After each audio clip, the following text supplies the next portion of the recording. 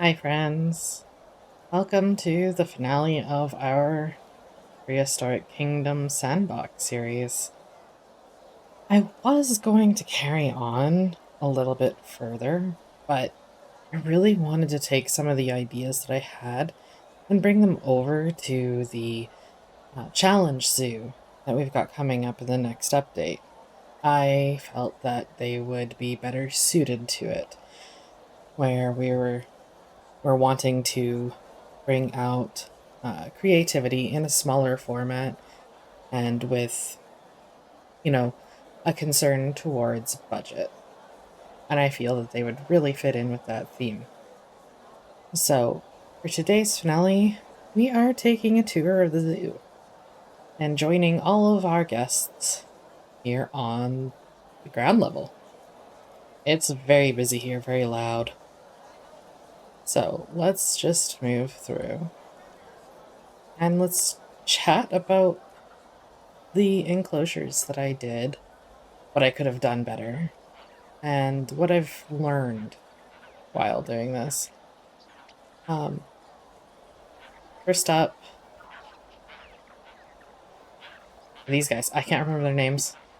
It's a very special name, but I can't remember it off the top of my head, sadly. I'm sorry.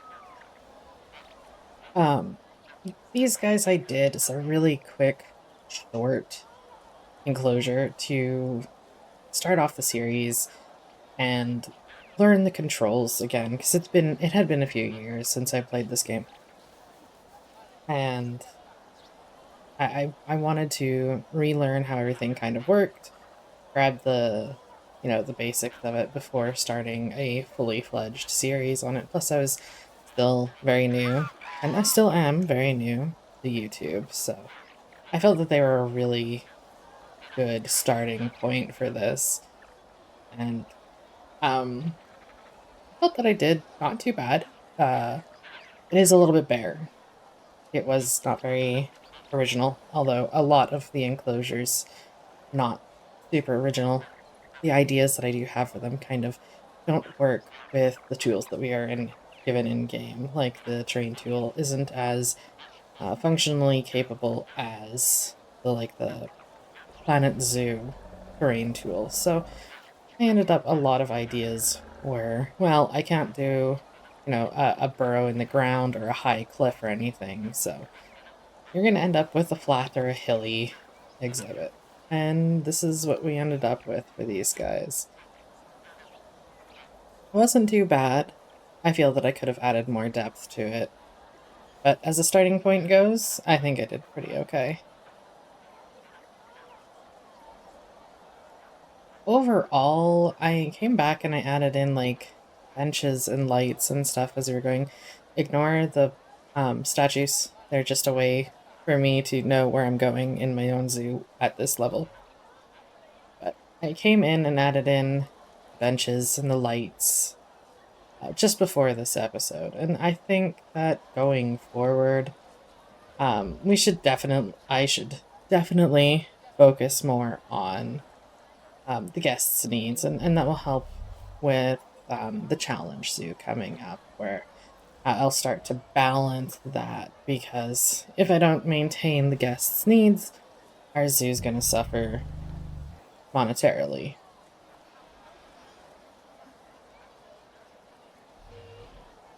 Here we've got the Paraceratherium, and I wanted to bring a little bit more depth into this one. So I brought in a few hills, some water for them, but I didn't go too heavy on it. They don't like a whole lot of forest, and when I was doing this early in the series, I didn't have their wellness requirements disabled, so I did need to maintain their needs very closely. Do you have a viewing platform? Let's actually go take a look at the viewing platform and see what we can see. I never actually looked. That's another thing I should really focus on. I should focus on more making sure that we have a better viewing opportunity going forward. This is a very boring viewing opportunity. And the next level up, not much better. Got a lineup of people for the viewfinder. Yep, it's not an interesting point of view. So it's definitely something I'm going to have to work on.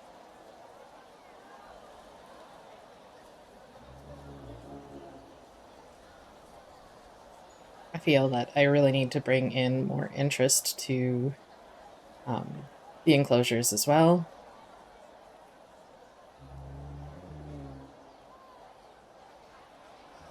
Over here we have our saber-tooths.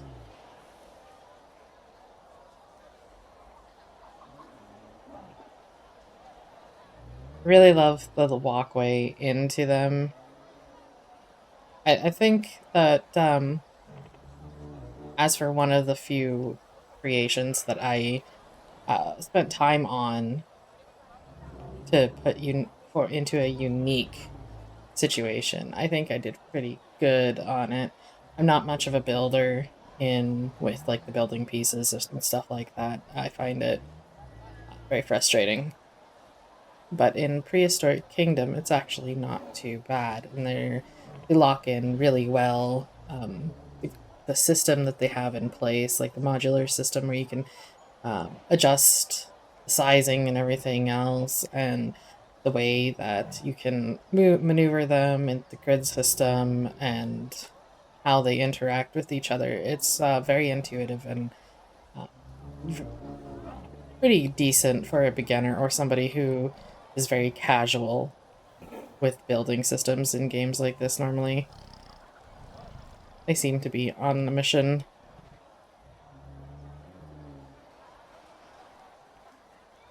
I like bringing in guests into enclosures, especially in enclosures where in real life you normally wouldn't have guests this up close and personal because of the safety hazard and all that other stuff.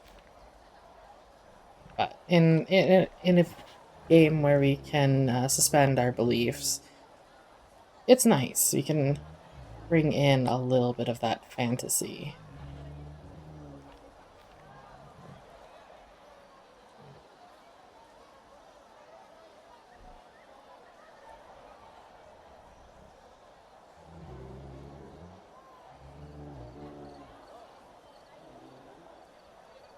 Apparently, my tunnel is a little bit more dilapidated than I thought.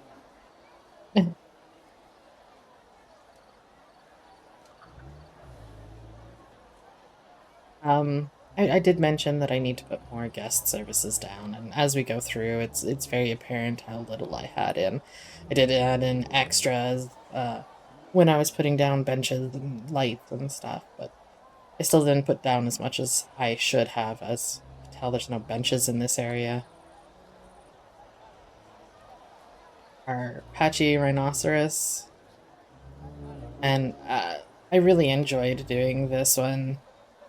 Um, really had a vision for it where I wanted it to be very rocky, very reminiscent of like the Canadian Shield, where you've got like a lot of interlocking rocks and it comes up into cliffs with lots of trees growing from it and snow cover everywhere. And I think that I did pretty good.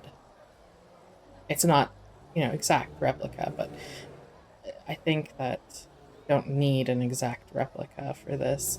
The backside is a little bit boring here, and I see that at this level. Definitely something to take away from this is that I need to look at it from more than just the angles that I imagine I want people to look at, especially if I'm going to have multiple pathways around. Then every angle should be at least a little bit more interesting. It is a little bit barren as well. I could have brought in the brush more here to fill it out and to maybe hide some of the boringness and bring in a little bit more depth. I should, going forward, be less concerned about, you know, straying away from the brush. It's okay to do what I've been doing, but I feel that I could benefit from using it more.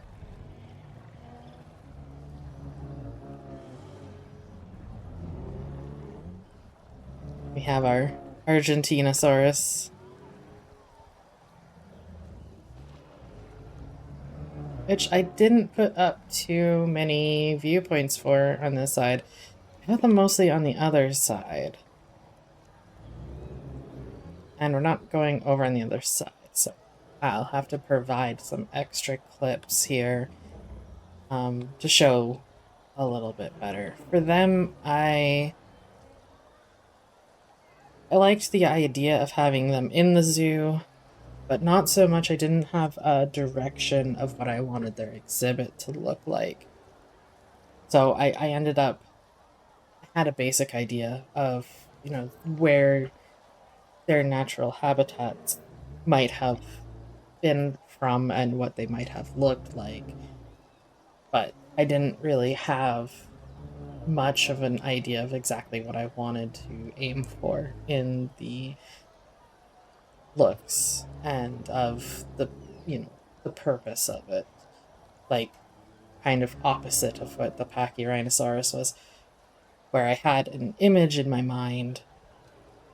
For these guys, I didn't. I was just kind of like, yep, we're putting in the Argentinosaurus. I really want that very large herbivore in here, and I want it over here. And, I want them to have their floodplains that are starting to dry out. But other than that, I didn't have any idea of how I wanted to take their exhibit. Moving on, we have our pre-species enclosure. And this one was really interesting, and I still have mixed feelings on it. I think I did pretty good. There's obviously some things that I could have done better, some things that I could have done without. I feel that having it just sitting at the bottom of a valley with no other reason, the other exhibits nearby, they're all, we've got the Argentinosaurus, which are flatland, and then we've got the Pachyrhinosaurus, which are raised, and then we also have the Ursus on the other side, the cave bear, on the other side that is also raised, and then we have Carbosaurus on the other side that is rocky and desertous and a little bit hilly, and then these guys are just in a sunken depression.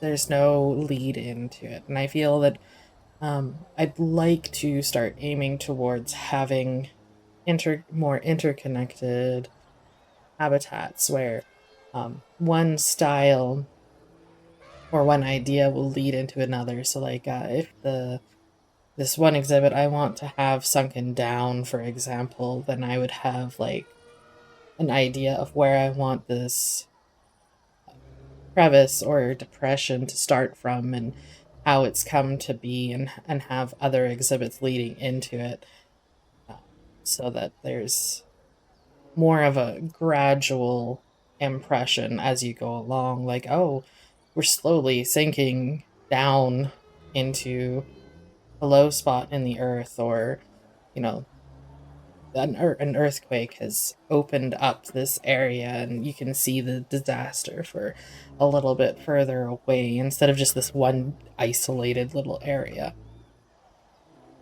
But other than that, I think it is a great enclosure. I enjoy playing with the height differences, and I do like sinking down some of my enclosures, but I would like to, going forward, have a little bit of a more matching terrain area around the enclosure instead of just one random one sunk into the ground.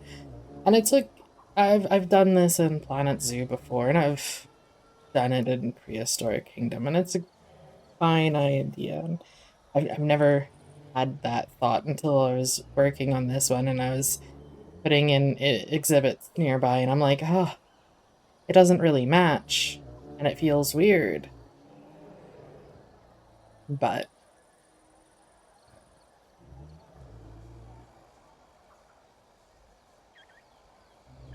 I can also see that we have guests kind of walking on the rocks here, and that's a little bit dangerous. I think from now on, if I'm going to be doing this, I'm definitely going to have some sort of barrier in the way to block them from doing that.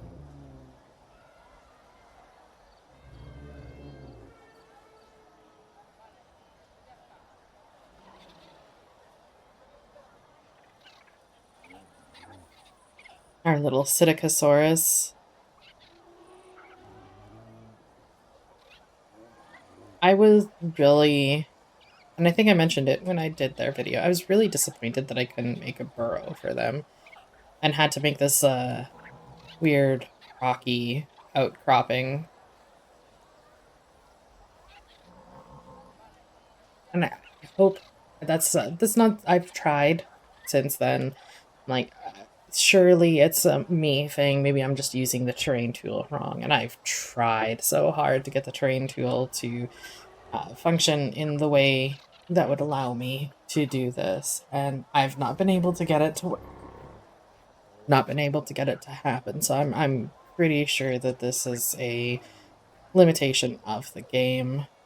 And hopefully one day in the future that limitation is, altered and lifted and we can actually burrow into hills and maneuver the land in ways similar to like Planet Zoo. And yes, I do make a lot of comparisons to Planet Zoo when I play this game. And I feel it's just because Planet Zoo has had that much more time and listen to their following, and Prehistoric Kingdom is a very ambitious game, and they're doing really good. Very impressed with the work that they've been doing, but it is very large and indeed ambitious. Another angle of our Pachyrhino exhibit.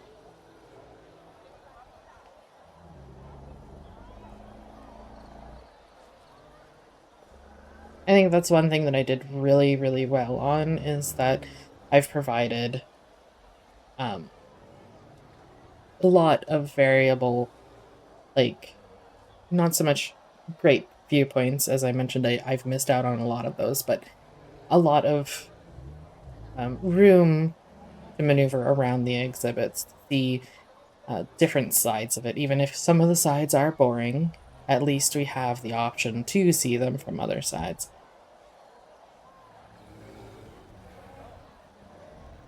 I know there are some real life and fictional zoos where you only see the animals from, or the enclosure from the one angle. And there's nothing wrong with that. It means that you can isolate a specific viewpoint or vista in a way that benefits the animal or enclosure.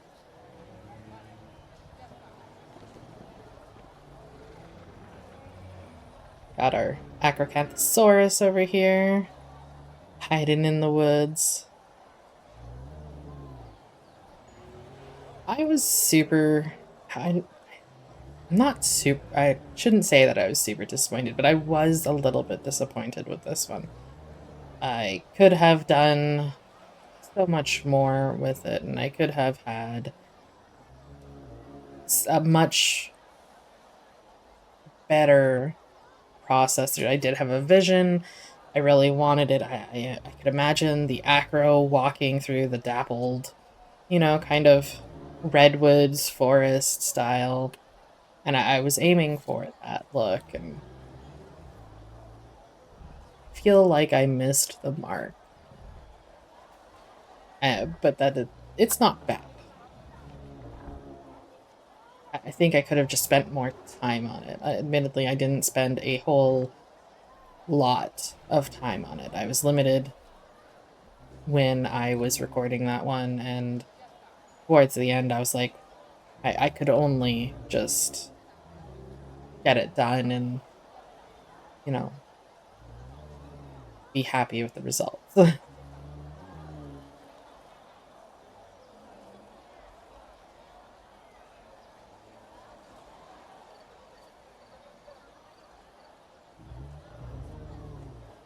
Here's another side of our Paraceratheriums. Some guest amenities.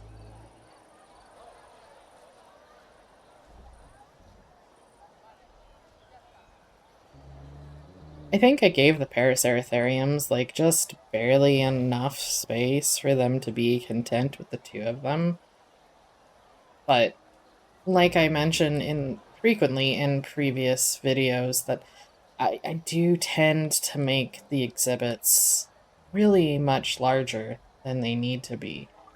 And I feel like that, like I mentioned, as I'm repeating myself apparently, that the challenge zoo very would help me bring that down, because I'd be limited with how much space I could use before I start, charging myself money for land taxes and everything. I've been finding that animals are getting stuck on literally nothing. I've had to save a few of them now. I'll come back and save it later. Our velociraptors.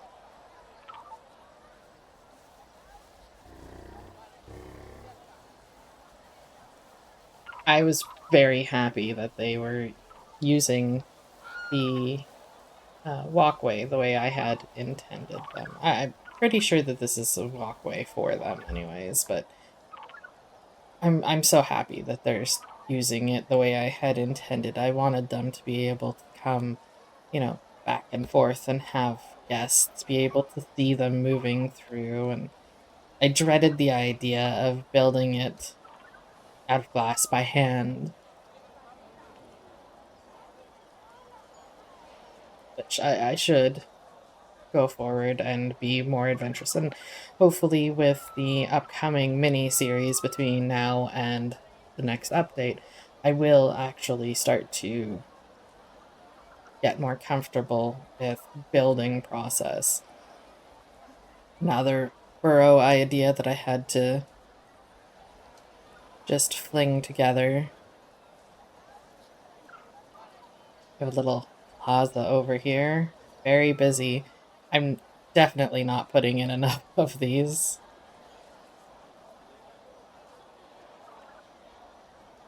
I did have a suggestion for a nighttime predator viewing center, and I will be putting it in.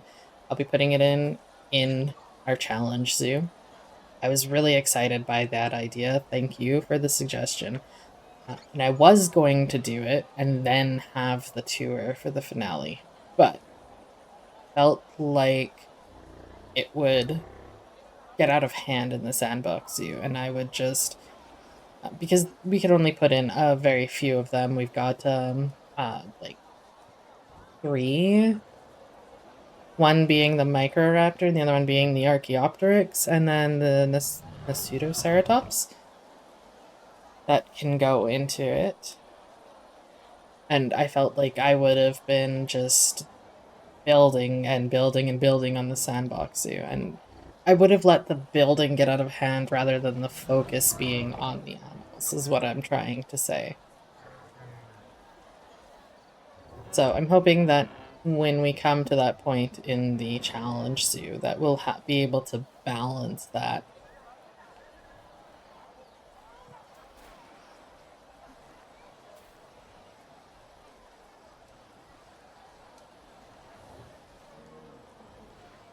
For the iguanodons, I really don't have much to say other than using the terrain painting tool. I learned a lot with their enclosure.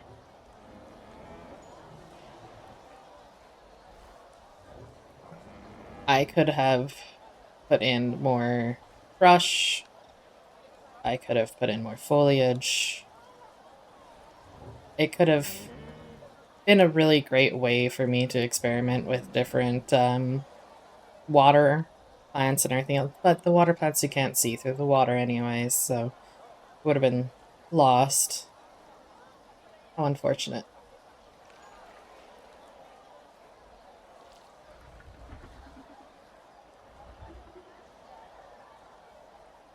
Now we got our Spinosauruses with our new and improved walkway and viewing area.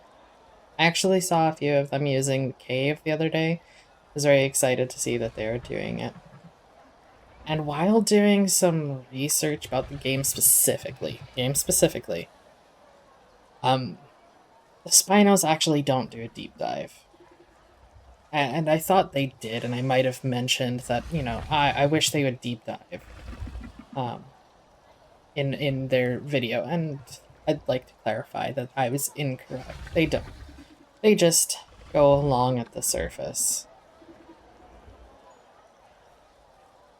Because I made this water as deep as it possibly could, like all out there, and they don't sink down any more than this. And I thought, well, maybe I'm having an issue. Maybe I need to put in something different. Maybe there's a game setting I need to use.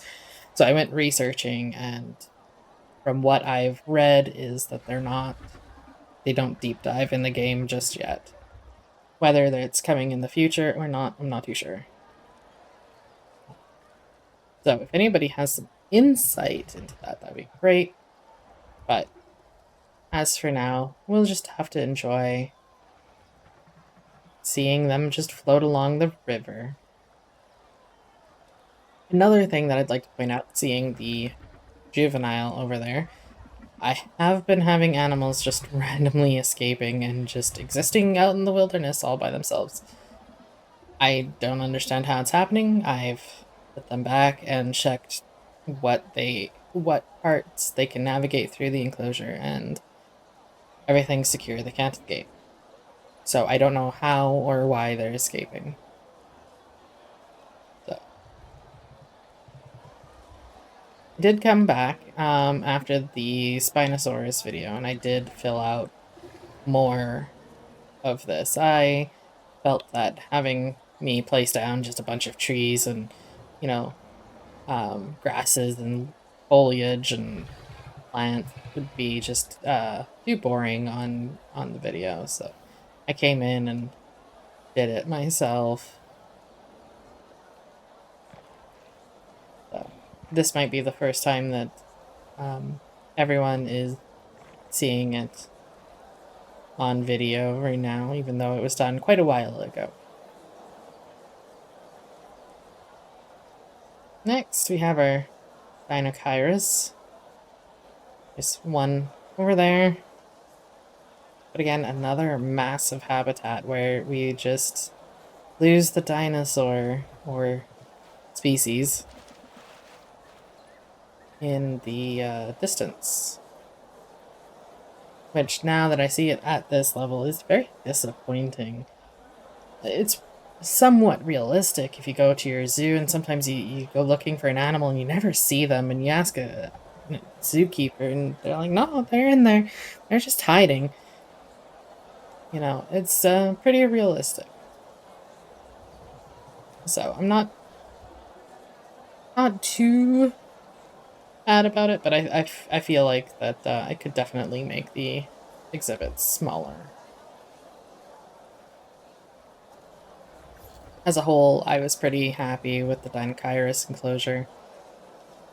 It feels like I did a really good job with the waterways. They're not too busy, they're not too overgrown. It feels like the rivers would erode away at the small islands and tear apart chunks that weren't weighed down by plants. So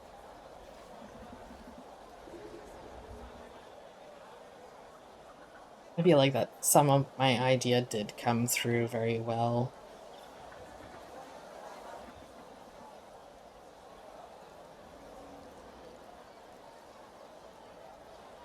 Another thing I'd like to.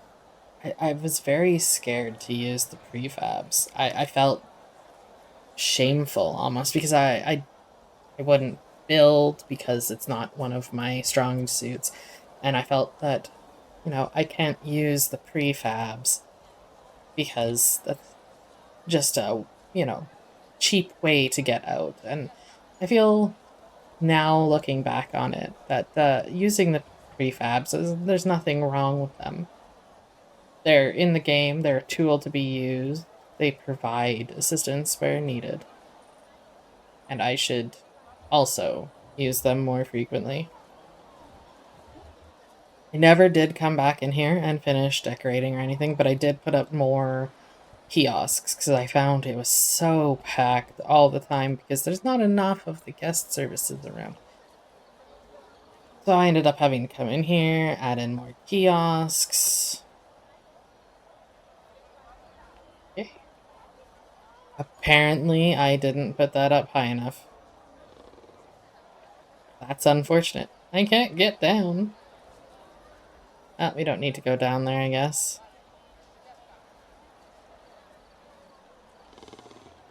No one's using the shopping centers. No one likes the shopping centers.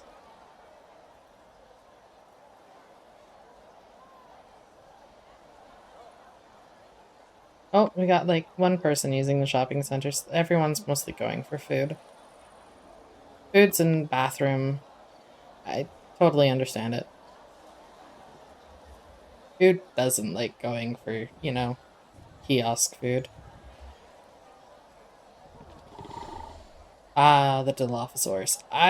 With these guys, I had the idea to light up the enclosures and to have like a nighttime viewing event, but to break a little bit of the tour here, I did put in lights, but it doesn't really show up in the way that I had originally wanted this to be. It didn't pop. There wasn't a whole lot. It's not super dark at nighttime, which not too bad, but it kind of burst my bubble a little bit. I could do an entire video in the dark and not have YouTube cause any issues with it for how bright it is. So, but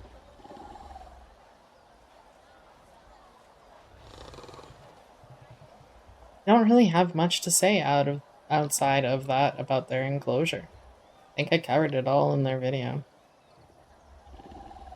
Added in, seating areas and plaza. As I was adding in the lights and everything, I discovered that, my guests do have needs, even on Sandbox. Although they're always at maximum, so not like they're going to start asking for refunds and not if they don't get what they need, but they do have needs. So I had a lot of people that were tired. There was a lot of red on this side of the zoo, so I was hoping to, put in a bunch of benches and have them come in further into the zoo. And maybe in the challenge zoo, we'll be able to do that. Have more people coming in further. Maybe we'll learn how to maneuver them.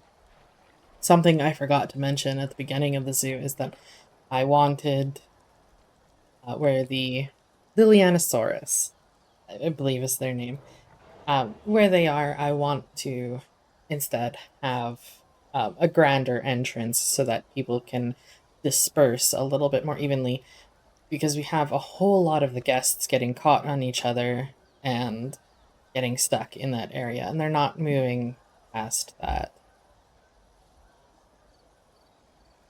This was our Carcharodontosaurus. I forgot to mention it. One of my more favorite exhibits. I spent a lot of time in the forest with a specific idea, and I did a really great job, I feel. I was really proud of it. I'm gonna go back and show it off a little bit. Especially, looking in certain directions. Some directions I had to move some foliage, so it's kind of lost a little bit in some of the areas, but in looking out in this direction, it feels distant, like the forest carries on for a while. And I think that I did a really good job on something that I was aiming for, as that was my intent. I wanted it to look like the forest went on forever and that they had this really huge, massive enclosure. I mean, they do already have a really huge, massive enclosure because, um, again, I seem to not be able to do small enclosures. And I think going forward in the challenge zoo, what I'll do is I will set the enclosure specifically to what I need, and then from there do decorating and the what I can fit in as far as my ideas go. If I'm aiming for a large scale, interconnected habitat idea like a ravine or something, then I will build it all first and then section it off as is needed.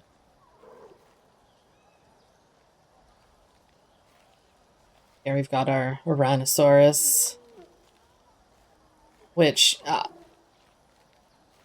I'm super pleased about. I can look at this exhibit compared to one of my more previous exhibits, especially in reference to the waterfall. And I can see that I've done a lot of growth in my building and the way that I have envisioned what I want to put down.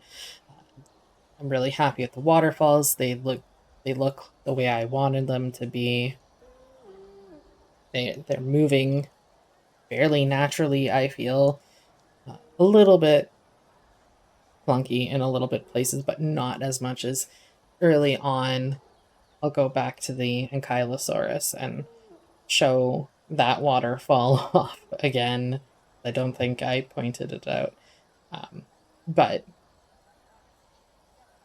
I feel like there's a vast difference between the two ideas where I had, a waterfall in the Ankylosaurus and I put it together and whatnot, and it was okay. You understood the idea, but I feel like this one was definitely much better.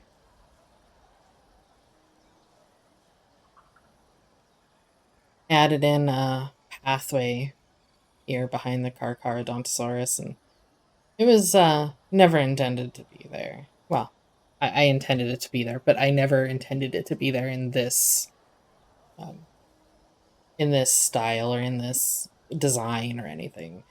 I had different ideas to go on over here, but as we're closing out this series, I felt that I can just add in, a path and just some lights, and it'll be okay just to get us around.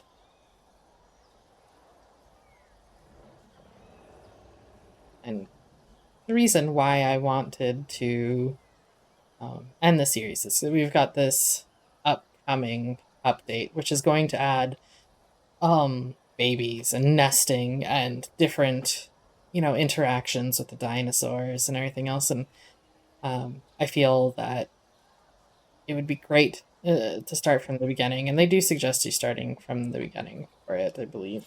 If I recall correctly, I might be wrong. Um, because of the save format, I believe that they say that it's best to start again.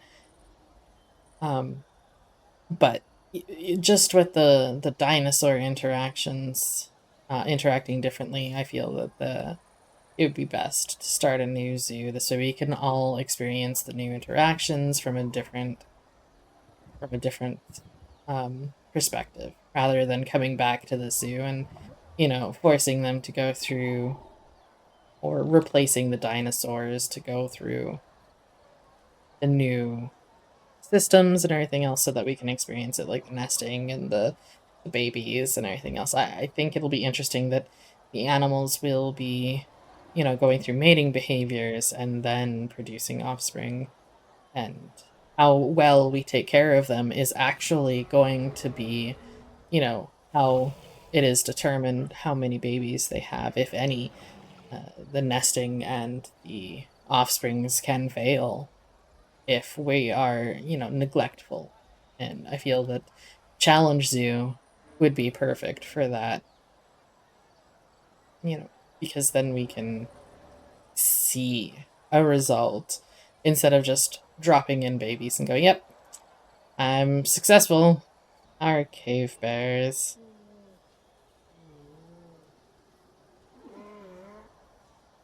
And more exhibit that is boring on some sides.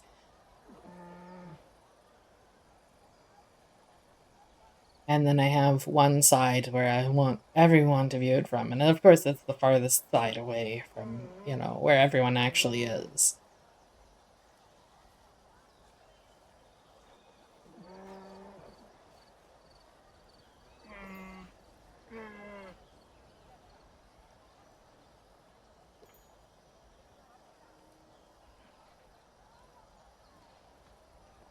I think I said everything that I wanted to say about these guys in their video.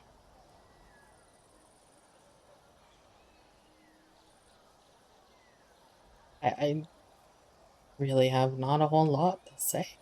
I wish there was a little bit of especially for some of the species. I wish that there was a little bit more capabilities for them in place, like to rub against trees or to interact with their environment in ways that they would in real life if they were still around. Even if it's like an idea that we get from, descendants or anything else like that. Like, obviously, bears would rub up against trees and they'd scratch at trees and, you know, dig up bushes and under rocks and stuff like that. It's, they'd go fishing in the river. It's all things that we know from current bears. And while, it might not have been necessarily true for them back then, I don't, cave bears might not have, gone fishing for salmon, but because it's realistic in real life, it's something that I think would be a nice touch in the game if at all possible. Obviously, we don't have naturalistic rivers with fish in them, so I don't foresee that specific thing happening. Oh, look, an employee. Never seen one in the wild before.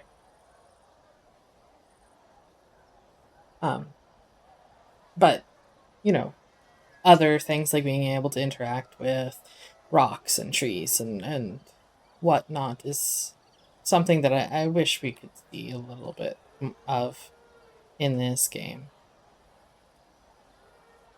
Let's get out of this mode.